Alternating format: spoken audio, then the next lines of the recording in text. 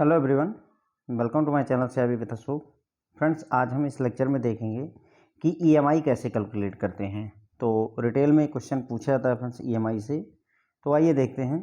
तो देखिए, जो फ्रेंड्स ईएमआई होती है वो कोई नई चीज़ नहीं है। आप ईएमआई पहले भी कैलकुलेट करते रहे हैं।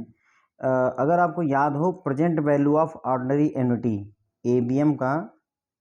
एबीएम में मॉड्यूल बी में अगर आपने चैप्टर नंबर 12 पढ़ा होगा तो वहाँ पर आपने ऑर्डिनरी एन्युटी और एन्युटी ड्यू पढ़ा था। तो उसमें ऑर्डिनरी एन्युटी का जो प्रेजेंट वैल्यू का फार्मूला होता है फ्रेंड्स, वही आपका ईएमआई का फार्मूला होता है। देखिए फार्मूला क्या था ऑर्डिनरी एन्युटी का, ये मैं केवल इसलिए बता दे रहा हूँ ताकि आपको फार्मूला याद करने में दिक्कत ना हो। P equal to A/R into ऊपर भी 1+R⁴ लिखना है, नीचे भी 1+R⁴ लिखना है और बस ऊपर -1 कर देना होता है ना। मैंने आपको समझाया था। यहाँ P क्या होगा, प्रेजेंट वैल्यू होगी। ए क्या होगा, जो हर महीने या हर साल उसको मिलना है पैसा।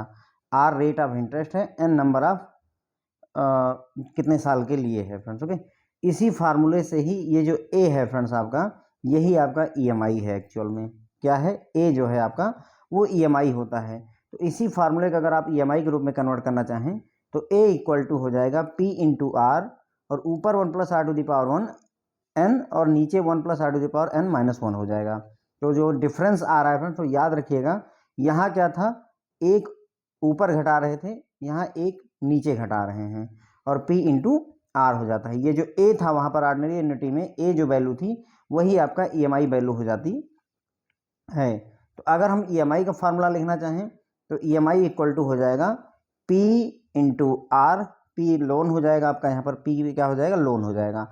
R इंटू 1+R⁴ अपान 1+R⁴ तो कुल मिला करके ईएमआई कैलकुलेट करने के लिए आपको तीन चीज़ें चाहिए। क्या क्या, कितना अमाउंट का लोन है, पहली चीज़ ये आपका हो जाएगा जिसे हम P कहेंगे।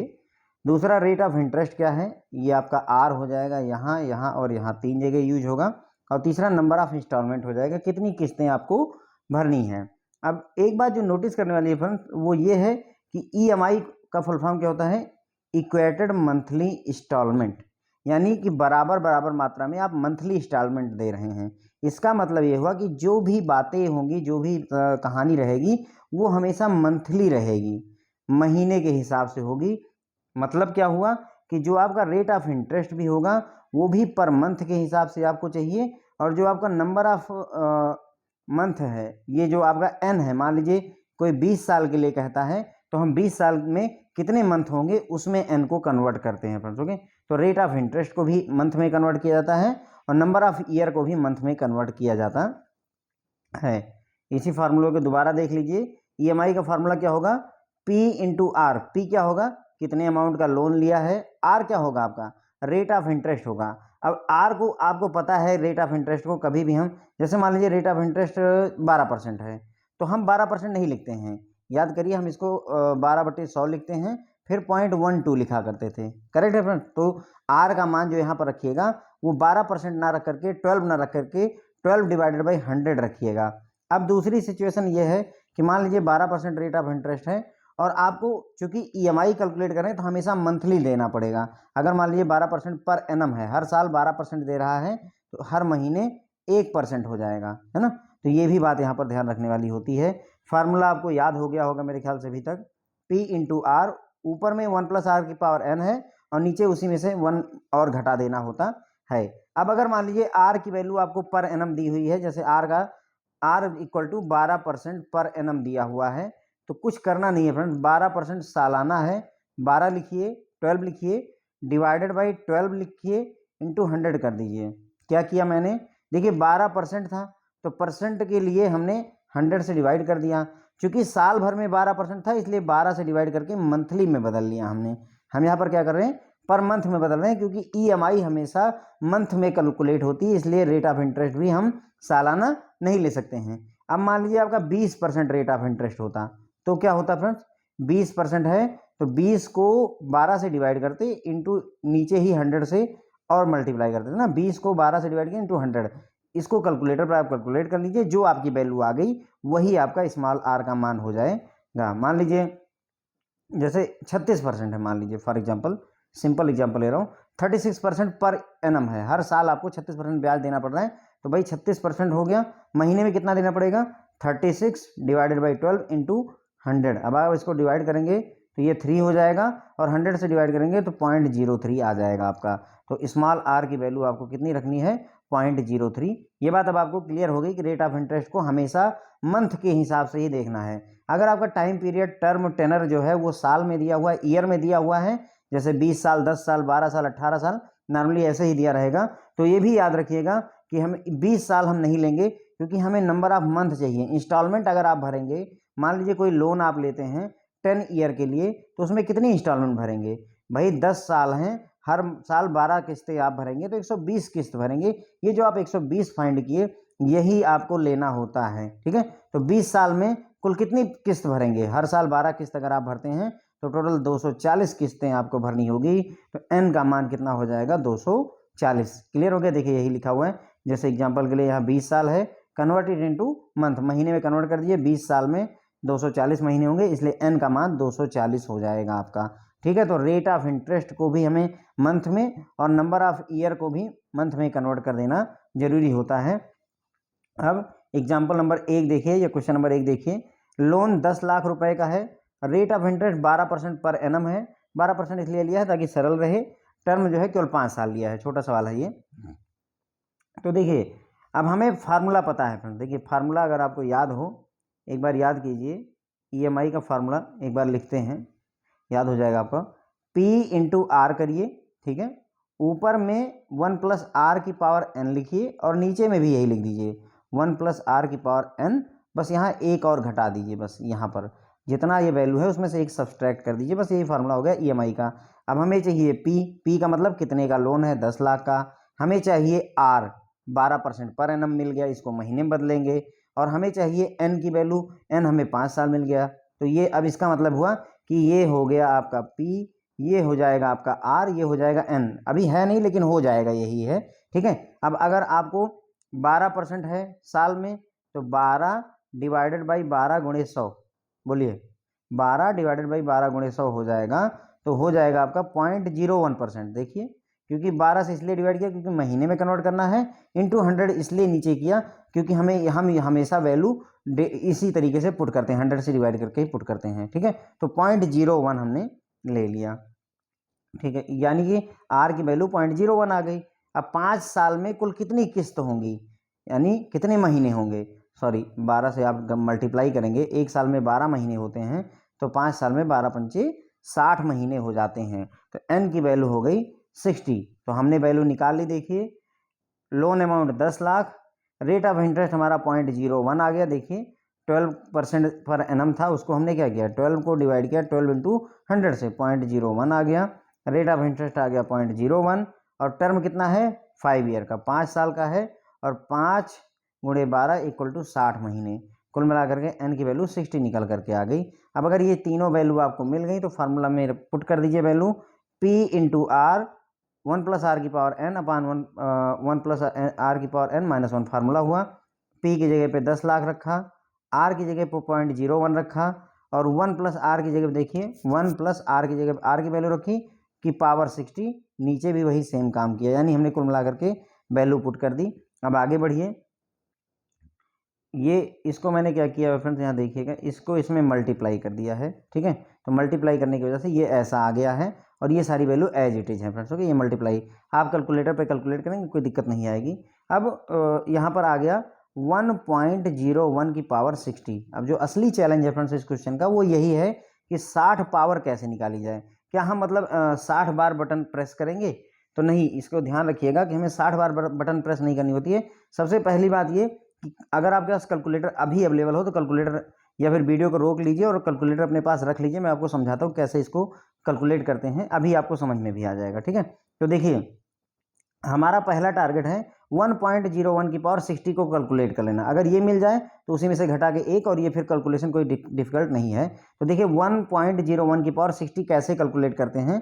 तो सबसे पहला काम फ्रेंड्स आपको क्या करना होता है, 60 का फैक्टर कर दीजिए। मतलब 60 जैसे किसके पहाड़ में आता है, किस टेबल में आता है, तो मान लीजिए 10 गुणे 6, 10 छंग 60 होता है, तो 10 गुणे 6 मिल गया।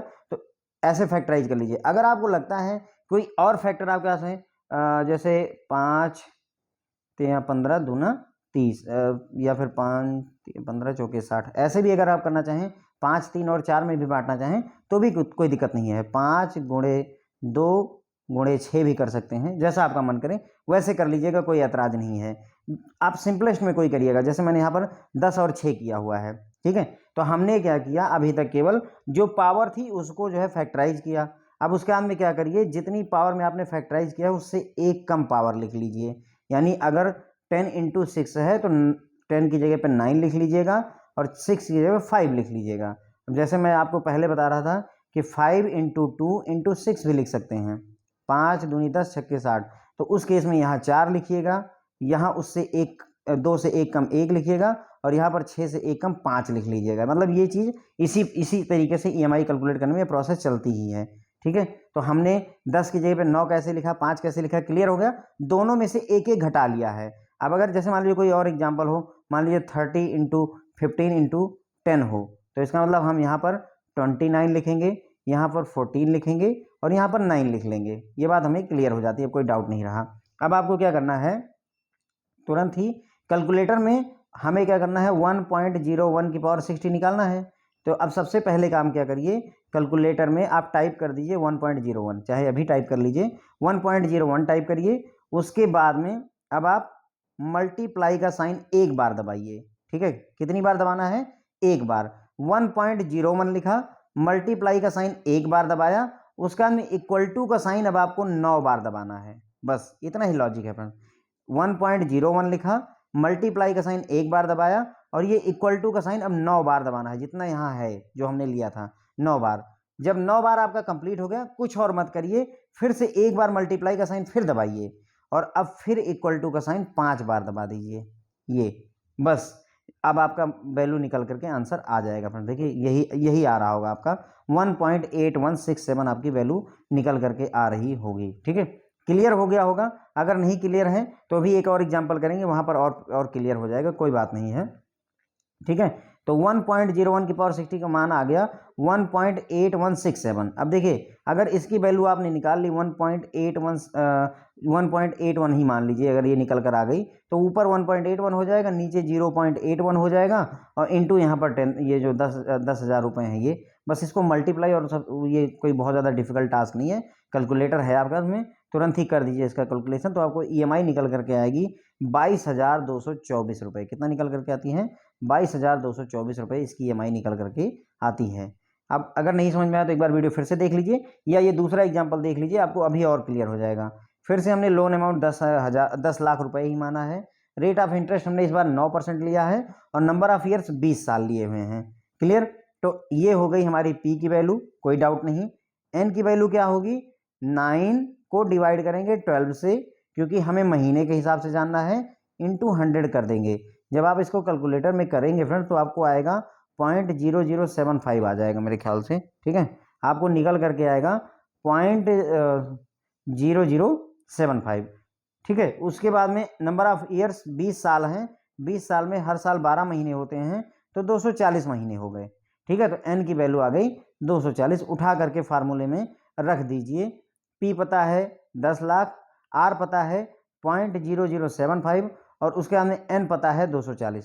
तो देखिए हमने कुछ करा नहीं, सिंपल यहाँ वैल्यू रख दी, ये रखा और ये इसको 1 प्लस, जब आप जोड़ोगे इसमें 1 प्लस तो यही आएगा ना, 1.0075 की पावर 240 अपान 240 -1, ठीक है। तो अब हमारे लिए सबसे बड़ा जो चैलेंज है वो यही है, इसकी वैल्यू अगर हम कैलकुलेट कर लें तो ये क्वेश्चन में कुछ सॉल्व करने के लिए है नहीं, सिर्फ यही चीज़ है कि 240 पावर कैलकुलेट कैसे होगी। तो अगेन देखिए 1.0075 की पावर 240 को कैलकुलेटर पे कैलकुलेट कैसे करना है। तो देखिए सबसे पहला काम तो ये करिए, 240 को आप डिवाइड कर लीजिए। अगर आपका मन करे 24 गुणे 10 आपको सही लगता है तो ये ले लीजिए, और अगर चाहें तो 6 चौके 24 दाम में 240 ले लीजिए, जो आपका मन करे। अगर आप 24 और 10 लेंगे, देखिए 24 गुणे अगर 10 लेंगे तो कैलकुलेटर पर आपको इक्वल टू का साइन 23 बार और फिर उसके बाद में 9 बार दबाना होगा, बस इतना ही है ना। और अगर आप इसे 6 इंटू 4 इंटू 10 लेते हैं तो आपको कैलकुलेटर में इक्वल टू का साइन पहले 5 बार, फिर 3 बार और फिर 9 बार दबाना होगा। वो आपकी मर्जी है, जैसा भी आप फैक्टर करना चाहे कर सकते हैं, जो आपको अच्छा लगे। उसके बाद में देखिए हमने इसे 6, 4 और 10 में अगर जब बांटा, कैसे बांटा हुआ है, 6 चौके 24 और 10 में 240 होता है। तो अब 6 से 1 कम 5, 4 से 1 कम 3 और 10 से 1 कम 9 कर देते हैं। ये रूल है फ्रेंड्स, ओके। 240 का फैक्टर करिए और उसके बाद में जो आए उसका एक एक कम करते चले जाइए। जैसा कि मैंने अभी आपको बताया, मान लीजिए आप चाहते हैं कि हम इस पे कैलकुलेट करेंगे, तो आप कैलकुलेट करिए। बस यहाँ 24 की जगह पर उससे एक कम 23 लिख लीजिए और उसके बाद में यहाँ पर 9 लिख लीजिए, बस इतना ही है, ठीक है। एक बार आपने ये डिसाइड कर लिया 5, 3, 9 या फिर 23 और जो है इंटू 9, ये आपने अगर डिसाइड कर लिया तो अब देखिए, अब आपको कैलकुलेटर पर वैल्यू निकालनी है। तो सबसे पहले जो वैल्यू निकालनी है वो लिखिए, 1.0075 आपको निकालना है। तो सबसे पहले कैलकुलेटर अभी आपके पास अगर है तो कैलकुलेटर में ये टाइप कर दीजिए 1.0075। उसके बाद में आपको क्या करना है, देखिए यहाँ लिखा हुआ है मल्टीप्लाई का साइन एक बार दबाइए, दबा दिया आपने। उसके बाद में अब इक्वल टू का साइन इतनी बार दबाइए जितना लिखा हुआ है, इक्वल टू का साइन 5 बार, 1 2 3 4 5 बार दबा दीजिए। उसके बाद में रुक जाइए, अभी कुछ मत करिएगा। 5 बार इक्वल टू दबाने के बाद में अब फिर मल्टीप्लाई का साइन दबाइए, देखिए यहाँ फिर लिखा हुआ है, अब फिर मल्टीप्लाई का साइन एक बार दबाना है। उसके बाद में फिर इक्वल टू का साइन 3 बार दबाना है, 1 2 3। उसके बाद में फिर मल्टीप्लाई का साइन एक बार दबाना है और उसके बाद फिर इक्वल टू का साइन 9 बार दबाना है। देखिए क्लियर हो गया फ्रेंड्स, और ये आपका मान निकल करके आ जाएगा। फिर से देख लीजिएगा, नहीं डाउट क्लियर हो रहा है, जो वैल्यू लानी है उसको लिख दीजिए कैलकुलेटर पर। 1.0075 की वैल्यू 240 बार निकालनी है कि पावर 240, उसको लिख दीजिए। एक बार मल्टीप्लाई का साइन दबाइए, इक्वल टू का साइन अब दबाइए 5 बार। 5 बार ही क्यों, क्योंकि यहाँ पर हमने डिसाइड कर रखा है कि हम 5 बार ही करेंगे, इस वाली वजह से। अगर मान लीजिए आप इस वाले से जाते तो यहाँ पर आपको 23 बार दबाना पड़ता है इक्वल टू का साइन, और उसके बाद फिर 9 बार दबाना पड़ता। लेकिन हम इस वाले मेथड से जा रहे हैं तो यहाँ 5 बार दबाया, मल्टीप्लाई का साइन दबाया, इक्वल टू 5 बार दबा दिया। उसके बाद फिर मल्टीप्लाई का साइन दबाया, इक्वल टू 3 बार दबा दिया। उसके बाद फिर मल्टीप्लाई का साइन एक बार दबाया और फिर इक्वल टू का साइन 9 बार आप दबा दीजिए। आपको ये वैल्यू निकल करके आ जाएगी 6.009, लगभग यही आ जाएगी। तो हमने ये कैलकुलेट कर लिया कि इसकी वैल्यू कितनी आ रही है, पावर 6.009। किसकी वैल्यू, ये 1.0075 की पावर 240 का मान 6.009 आ रहा है। अब अगर ये आ गया हमारे पास 6.009 ऊपर हो गया, एक कम करेंगे तो 5.009 नीचे हो गया, इंटू 0.0075 और यहाँ पर 10 लाख और है। इसको आपस में मल्टीप्लाई कर दीजिए, आपका काम खत्म हो जाएगा, कोई डिफिकल्टी आपको आने वाली नहीं है। देखिए वही चीज़ है, 10 लाख लिखा 0.0075 और यहाँ पर वही वैल्यू रख करके हमने इसको कैलकुलेट कर लिया, ठीक है। तो आपका EMI कैलकुलेट होकर के आएगा 8997, ठीक है।